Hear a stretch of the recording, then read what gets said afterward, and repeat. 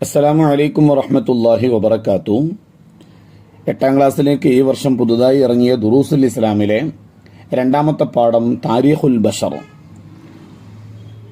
മാനവിക വിജ്ഞാനങ്ങളിൽ ഏറ്റവും പ്രധാനപ്പെട്ട വിഷയമാണ് ചരിത്രം. മാനവരാശിയുടെ കഴിഞ്ഞ കാലത്തെ വളർച്ചയും തളർച്ചയും മനസ്സിലാക്കാൻ ചരിത്രം പഠിക്കണം.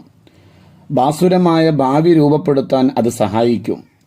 വളർച്ചയ്ക്ക് നിദാനമായവ സ്വീകരിച്ചും തളർച്ചയ്ക്ക് കാരണമായവ ഒഴിവാക്കിയും മുന്നേറാൻ കഴിയുന്നതിലൂടെ സമയവും ധനവും ആരോഗ്യവും ലാഭിക്കാൻ കഴിയും. അഭിമാനം കാക്കാനും സാധിക്കും. നാം ജീവിക്കുന്ന ഭൂമിയെയും മനുഷ്യ വംശത്തിന്റെ ആവിർഭാവത്തെയും കുറിച്ച് പല അന്വേഷണങ്ങളും നടന്നിട്ടുണ്ട്. ഈ ഭൂമി എന്നാണ് ഉണ്ടായത്, ഇവിടെ മനുഷ്യവാസം തുടങ്ങിയത് എപ്പോൾ എന്നിങ്ങനെയുള്ള ചോദ്യങ്ങൾക്കൊന്നും ഖണ്ഡിതമായ ഉത്തരം കണ്ടെത്താൻ അന്വേഷകർക്ക് ഇതുവരെ കഴിഞ്ഞിട്ടില്ല.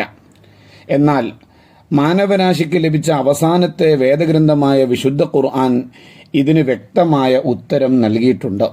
വിശുദ്ധ ഖുർആൻ പ്രപഞ്ച സൃഷ്ടാവായ അല്ലാഹു തആലയുടെ വചനമാണ്. സൃഷ്ടാവിനോളം മറ്റാർക്കും സൃഷ്ടിയെക്കുറിച്ച് അറിയില്ല. അതുകൊണ്ട് ഖുർആൻ പറയുന്നതാണ് ഭൂമിയുടെയും മാനവരാശിയുടെയും യഥാർത്ഥ ചരിത്രം. ഖുർആൻ പറയുന്നത് ഇങ്ങനെ സംഗ്രഹിക്കാം: അല്ലാഹു തആല ഭൂമിയെയും അതിലെ ജീവജാലങ്ങളെയും പടച്ചു. മനുഷ്യന് ജീവിക്കാൻ പാകത്തിൽ അതിനെ ചിട്ടപ്പെടുത്തി. അതിനുശേഷം ആദ്യ മനുഷ്യനായ ആദം നബി അലൈഹിസ്സലാമിനെ സൃഷ്ടിച്ചു. ഭാഷ പഠിപ്പിച്ചു കൊടുത്തു. സന്താനങ്ങളെ നേർവഴിയിൽ നടത്താൻ ആവശ്യമായ സന്ദേശങ്ങൾ നൽകി. നബിയാക്കി അനുഗ്രഹിച്ചു. ആദം നബി അലൈഹിസ്സലാമിന്റെയും ഭാര്യ ഹവ്വാ റളിയല്ലാഹു അൻഹയുടെയും സന്തതികളാണ് മനുഷ്യരാശി. ഒരേ മാതാപിതാക്കളിൽ നിന്ന് ജനിച്ച മനുഷ്യർ വംശവർദ്ധനവിലൂടെ ഭൂമിയിലാകെ പരക്കുകയും വിവിധ വംശക്കാരും ഗോത്രക്കാരും ദേശക്കാരും ഭാഷക്കാരുമായി വികസിക്കുകയും ചെയ്തു. പല ദേശത്തും വംശത്തിലും അല്ലാഹു തആല മാർഗദർശകരായ നബിമാരെ നിയോഗിച്ചു കൊണ്ടിരുന്നു. അവരുടെ ഉപദേശങ്ങൾ സ്വീകരിച്ചവർ വിജയിച്ചു, അല്ലാത്തവർ പരാജയപ്പെട്ടു. അക്രമികളായ ജനത അല്ലാഹു തആലയുടെ ശിക്ഷ ഏറ്റുവാങ്ങി. ആദ്, സമൂദ് തുടങ്ങിയ അനേകം സമൂഹങ്ങൾ ഇക്കൂട്ടത്തിലുണ്ട്. നബിമാരുടെ വിയോഗാനന്തരം അവരുടെ മാർഗനിർദ്ദേശങ്ങൾ മനുഷ്യൻ കൈകടത്തി വികലമാക്കി. അവസാനം അല്ലാഹു തആല അന്ത്യപ്രവാചകനെ നിയോഗിച്ചു. വിശുദ്ധ ഖുർആൻ നൽകി.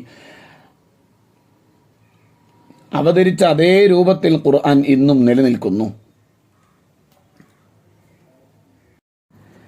അള്ളാഹുവിന്റെ നിയമമനുസരിച്ച് ജീവിക്കുന്ന ജനതയാണ് മുസ്ലിം സമുദായം.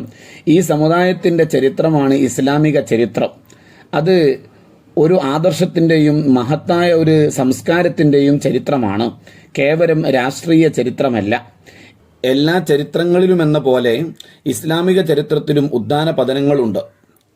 പൂർവികരുടെ നന്മയിൽ അഭിമാനിക്കുന്നതോടൊപ്പം ചിലരിൽ നിന്നുണ്ടായ തെറ്റുകളെ വ്യതിചലനങ്ങളായി കാണുകയും അവയിൽ നിന്ന് പാഠം ഉൾക്കൊള്ളുകയും വേണം. പൂർവികരുടെ ചരിത്രത്തിൽ ബുദ്ധിമാന്മാർക്ക് ഗുണപാഠമുണ്ടെന്ന് വിശുദ്ധ ഖുർആൻ പറയുന്നു. ലഖദ് കാന ഫീ ഖസസിഹിം ഇബ്റത്തുൻ ലിഉലിൽ അൽബാബ്. ഇസ്ലാമിക ചരിത്രം ഊഹാപോഹങ്ങളോ ഐതിഹ്യങ്ങളോ അല്ല. ഖുർആന് പ്രവാചക വചനങ്ങൾ സ്വീകാര്യരും സത്യസന്ധരുമായ ആളുകളിലൂടെ കൈമാറിക്കിട്ടിയ രേഖകൾ എന്നിവയുടെ അടിസ്ഥാനത്തിൽ വിരചിതമായ ചരിത്രമാണത്. ഈ പ്രത്യേകത മറ്റു ചരിത്രങ്ങളിൽ നിന്ന് ഇസ്ലാമിക ചരിത്രത്തെ വേറിട്ടു നിർത്തുന്നു.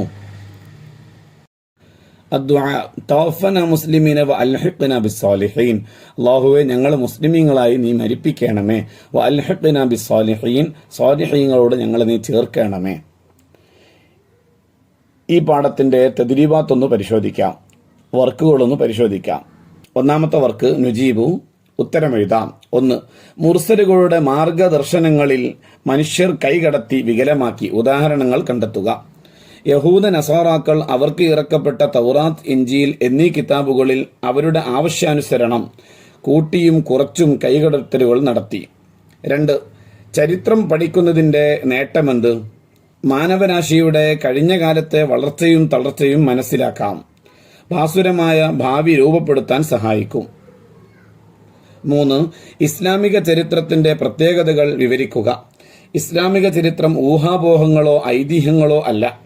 ഖുർആൻ, പ്രവാചക വചനങ്ങൾ, സ്വീകാര്യരും സത്യസന്ധരുമായ ആളുകളിലൂടെ കൈമാറിക്കിട്ടിയ രേഖകൾ എന്നിവയുടെ അടിസ്ഥാനത്തിൽ വിരചിതമായ ചരിത്രമാണിത്. 4. ഭൂമിയുടെയും മാനവരാശിയുടെയും യഥാർത്ഥ ചരിത്രമേത്? എന്തുകൊണ്ട്? വിശുദ്ധ ഖുർആൻ പ്രപഞ്ച സൃഷ്ടാവായ അള്ളാഹുവിന്റെ വചനമാണ്.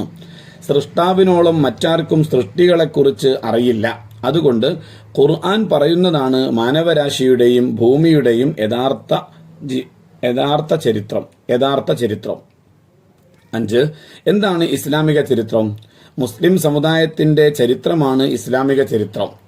അത് ഒരു ആദർശത്തിന്റെയും മഹത്തായ സംസ്കാരത്തിന്റെയും ചരിത്രമാണ്. 6. ഇസ്ലാമിക ചരിത്രത്തിന്റെ സ്രോതസ്സുകൾ ഏതൊക്കെ?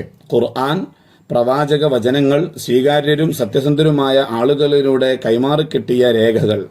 7. ചരിത്രം പഠിക്കുമ്പോൾ ശ്രദ്ധിക്കേണ്ട കാര്യങ്ങൾ എന്തെല്ലാം? പൂർവികരുടെ നന്മയിൽ അഭിമാനിക്കുന്നതോടൊപ്പം ചിലരിൽ നിന്നുണ്ടായ തെറ്റുകളെ വ്യതിചലനങ്ങളായി കാണാനും അവയിൽ നിന്ന് പാഠം ഉൾക്കൊള്ളുകയും വേണം. അസ്സലാമു അലൈക്കും വറഹ്മത്തുള്ളാഹി വബറകാതുഹു.